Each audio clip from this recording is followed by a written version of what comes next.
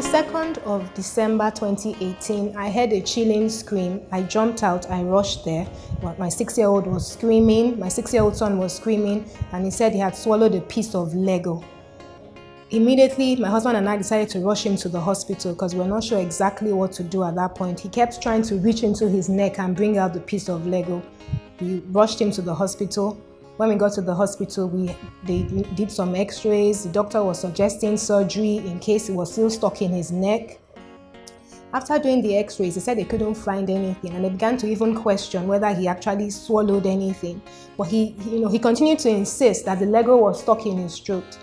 Anyways, the doctor assured us that we could go home and that in the morning, like anytime he poos, it will come out in his poo.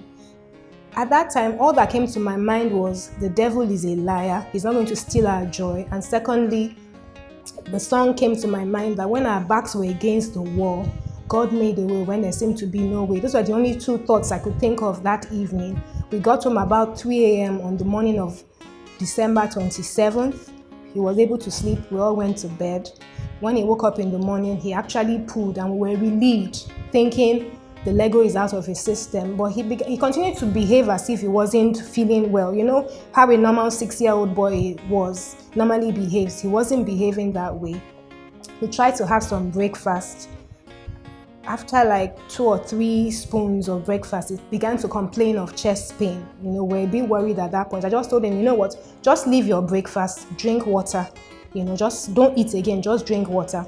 Barely 10 minutes later, he began to vomit, and out came the Lego. I want to give God all the glory for His mercy, His goodness, and His grace over the life of my son. I know many people this has happened to and they didn't survive, but I thank God for saving my son, for His mercy. We didn't have to do any surgery as suggested by the doctor the evening before. So I just want to return all the glory to God for His mercy, His goodness, and His grace.